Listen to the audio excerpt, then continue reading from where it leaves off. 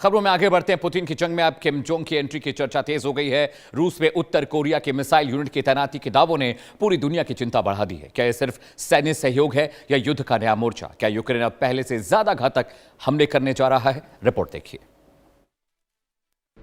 Putin की जंग में किम की ताकत।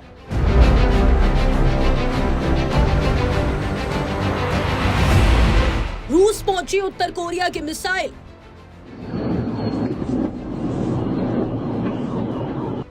पुतिन को किम का सबसे बड़ा साथ।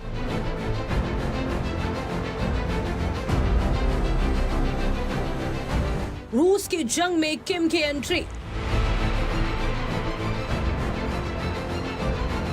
किसके दम पर हमला बोलेगा पुतिन? यूक्रेन पर बैलिस्टिक बरसात।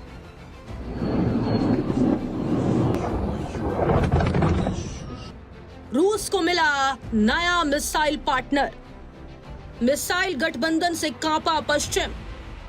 क्या बदल जाएगी जंग की दिशा? रूस उत्तर कोरिया, अब अगला निशाना कौन? एक तरफ पुतिन, दूसरी तरफ ज़ेलेंस्की। लेकिन अब इस जंग में एक तीसरा चेहरा भी खुलकर सामने आ गया है।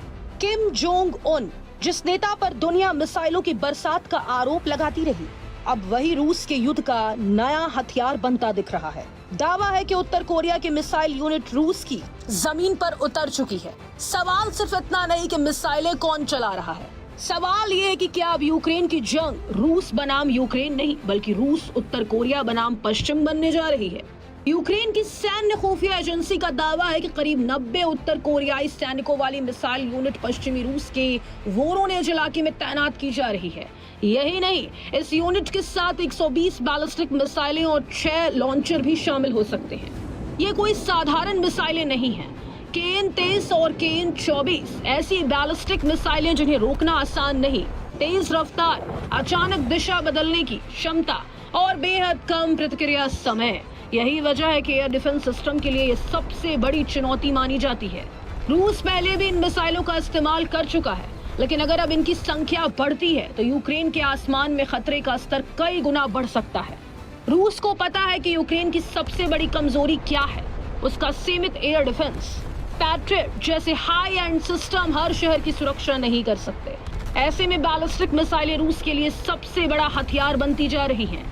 माना जा रहा है कि आने वाले सर्दियों में रूस फिर बिजली ग्रिड, ऊर्जा संयंत्र और अहम ठिकानों को निशाना बना सकता है, ताकि यूक्रेन सिर्फ युद्ध ही नहीं अंधेरे से भी लड़ता रहे। खतरे की पहली तस्वीर भी सामने आ चुकी है। पिछले हफ्ते रूस ने अगस्त के बाद पहली बार 2 उत्तर कोरियाई मिसाइलें दागी।